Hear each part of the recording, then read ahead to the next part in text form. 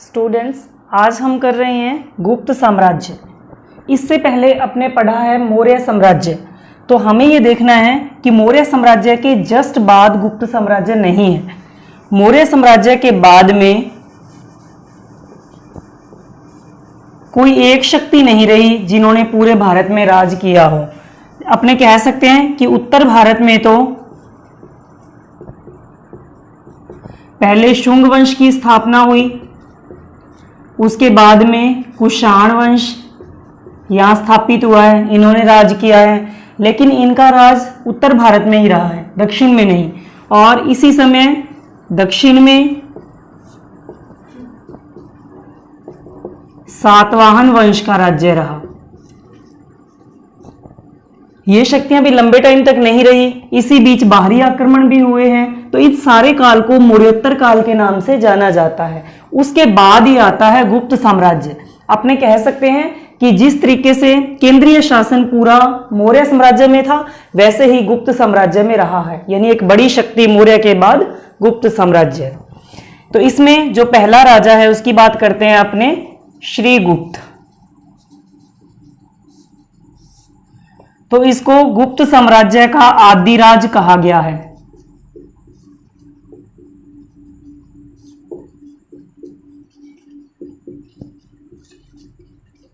अपने इसको संस्थापक भी कह सकते हैं। लेकिन अपने को यह ध्यान रखना है कि ये स्वतंत्र शासक नहीं था। तो अपने कह सकते हैं कि संभवतः ये किसी शासक के अधीन सामंत था, स्वतंत्र शासक नहीं था।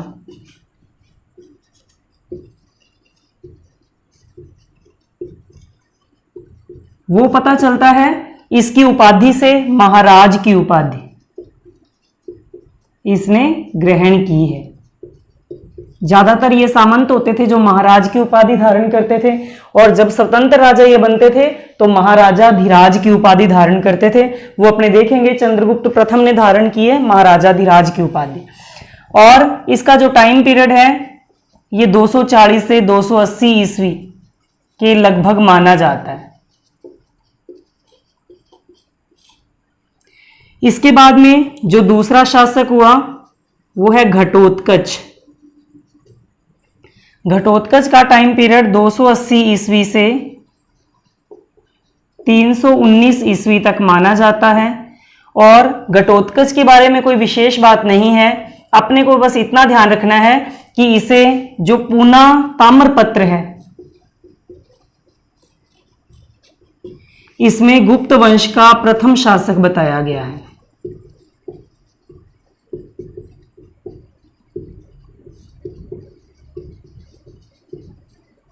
यानी संस्थापक अपने इसी को मानेंगे, श्रीगुप्त को। लेकिन पूना ताम्रपत्र की बात करें तो प्रथम शासक बताया गया है घटोत्कच को। इसी पूना ताम्रपत्र में श्रीगुप्त को आदिराज कहा गया है।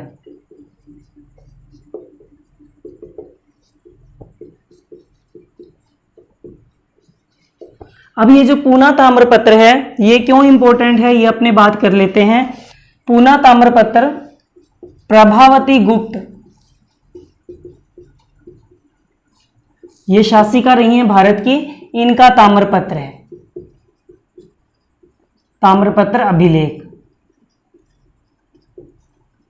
और प्रभावती गुप्त चंद्रगुप्त सेकंड की पुत्री थी। अभी अपने आगे बात करेंगे चंद्रगुप्त सेकंड की, गुप्त वंश के शासक की, और इनकी पुत्री थी प्रभावती गुप्त। तो उनके ताम्रपत्र में इन दोनों की बात हुई है। श्रीगुप्त को उसमें आदिराज बताया गया है और घटोत्कच को गुप्त वंश का प्रथम शासक बताया गया है। अब जो मेन शासक शुरू होते हैं वो यहां से होते हैं, चंद्रगुप्त प्रथम।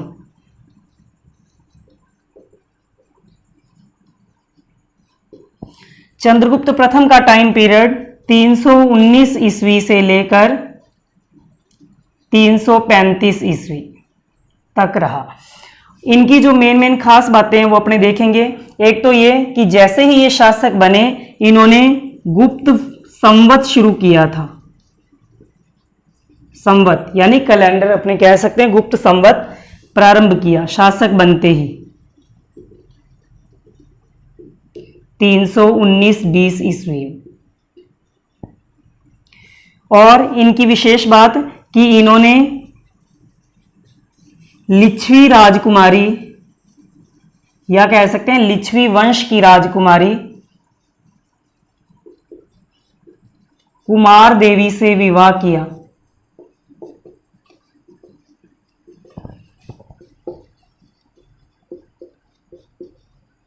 ये विशेष इसलिए है क्योंकि जो लिच्छवी थे वो इस समय बहुत शक्तिशाली माने जाते थे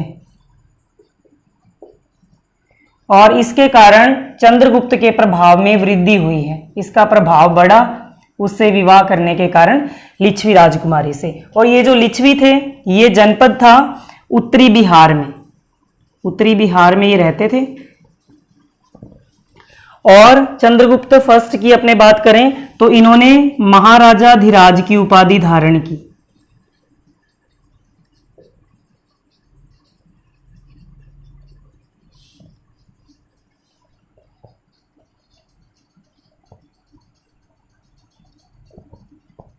यानी अपने कह सकते हैं कि यहां से ये स्वतंत्र शासक बन गए हैं गुप्त राजा। इससे पहले वाले सामंत थे किसी शासक के अधीन। अब अपने नेक्स्ट शासक कर रहे हैं समुद्रगुप्त। इसका जो टाइम पीरियड था 335 ईस्वी से लेकर 375 ईस्वी तक और ये चंद्रगुप्त और कुमार देवी का पुत्र था। इसके समय गुप्त साम्राज्य का सर्वाधिक विस्तार हुआ है।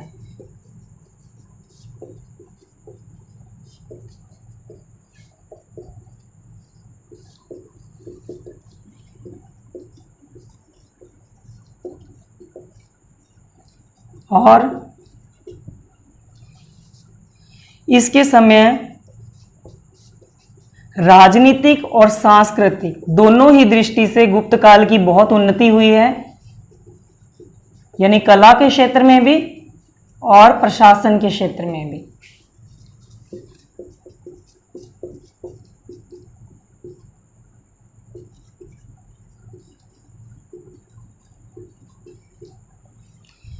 इसके काल की जो जानकारी देने वाले दो अभिलेख हैं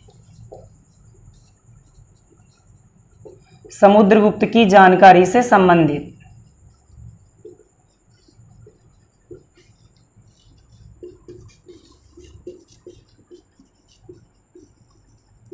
ये दो अभिलेख हैं प्रयाग प्रशस्ति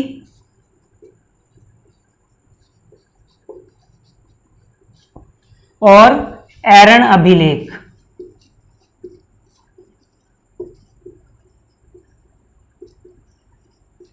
इनमें ये इंपॉर्टेंट है प्रयाग प्रशस्ति। पहले इसकी अपने बात कर लेते हैं।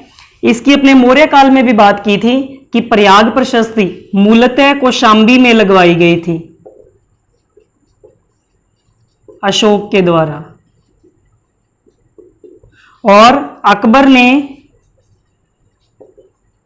इसे इलाहाबाद के किले में लगवाया।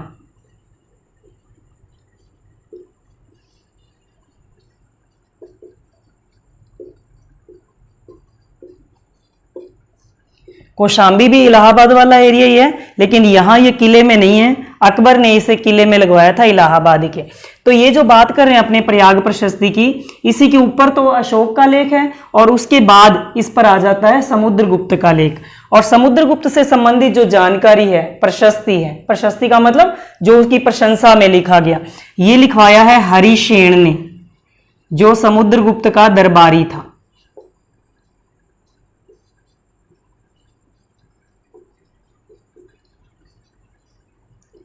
दरबारी कवि और साथ साथ ये एक पोस्ट पर था संधि विग्रहिक की, इस पद पर था। और संधि विग्रहिक का अर्थ होता था युद्ध व शांति का मंत्री।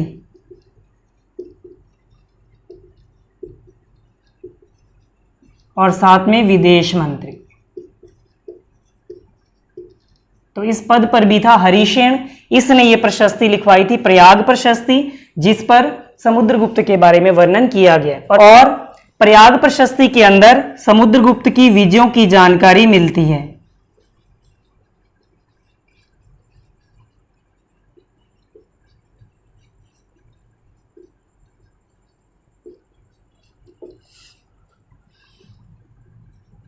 इसमें समुद्रगुप्त के लिए कुछ शब्दों का उपयोग हुआ है।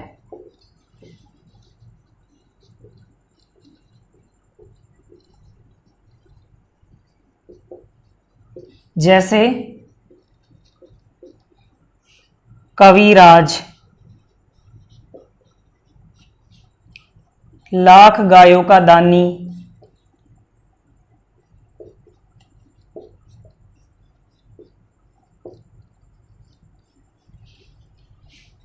संगीत में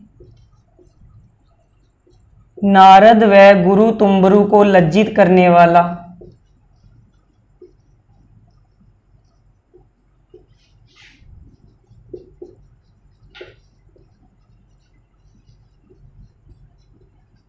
यानी संगीत में बहुत दक्ष था, ये बताया गया है इसमें। और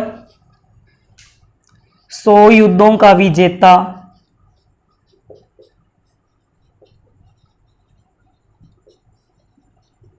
धर्म का प्राचीर, यानी धर्म की रक्षा करने वाला, उच्च कोटि का विद्वान,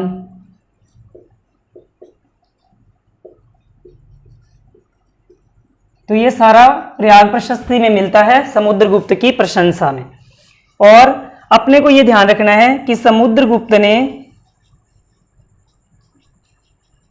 अश्वमेध यज्ञ करवाया था।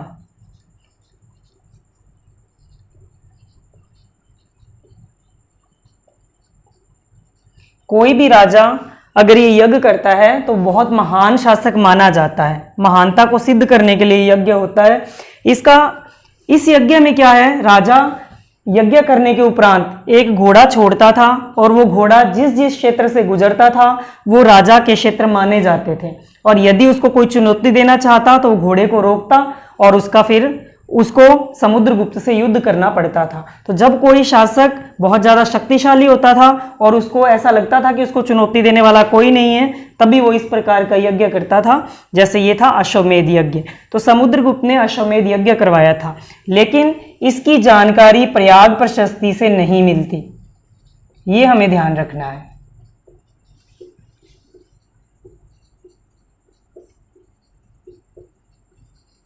समुद्रगुप्त की बाकी सारी चीजें हैं जो जानकारी है वो प्रयाग प्रशस्ति में मिलती है, लेकिन यह अश्वमेध यज्ञ की जानकारी नहीं मिलती प्रयाग प्रशस्ति में। इसकी जानकारी हमें समुद्रगुप्त के सिक्कों से मिलती है।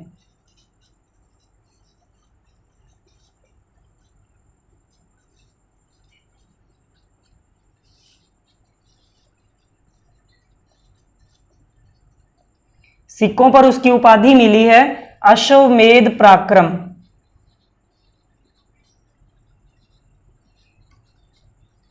और इससे पता चलता है कि समुद्रगुप्त ने अश्वमेध यज्ञ किया था। और जो दूसरा अभिलेख है ऐरण अभिलेख, इसमें यह कहा गया है कि समुद्रगुप्त पृथु, राघव आदि राजाओं से बढ़कर दानी था।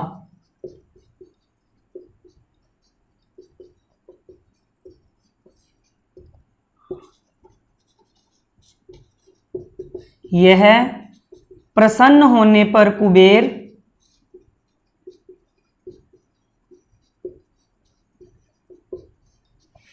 वह नाराज होने पर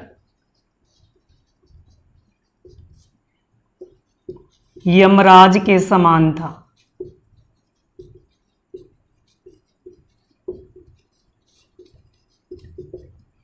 यानी दान देने वाले राजा ये फेमस रहे, पृथु, राघव, इनसे बढ़कर उसको दानी बताया गया। और ये बताया जब वो खुश होता था तो कुबेर के समान धन देने वाला, और नाराज होने पर यमराज के समान था, यानी मौत के घाट उतारने वाला। तो दोनों इसमें विशेषताएं थी, ये ऐरण अभिलेख में बताया गया है। बाकी जो सारी जानकारी है वो प्रयाग प्रशस्ति से मिलती है, और जो इसका अब ये है अश्वमेध यज्ञ, उसकी जानकारी सिक्कों से मिलती है। तो इस तरीके से समुद्रगुप्त की जानकारी देने वाली ये चीजें। इसके बाद की वीडियो में अपने समुद्रगुप्त की विजयों के बारे में पढ़ेंगे। इसने विजय के बारे में अलग अलग नीतियां अपनाई हैं, जैसे उत्तरी भारत के राजा हैं तो अलग नीति उनके साथ, दक्षिणी भारत के राजा के साथ अलग नीति। वो अपने नेक्स्ट वीडियो में देखेंगे कि उसने किस किस प्रकार की नीति अपनाई है विजयों के मामले में।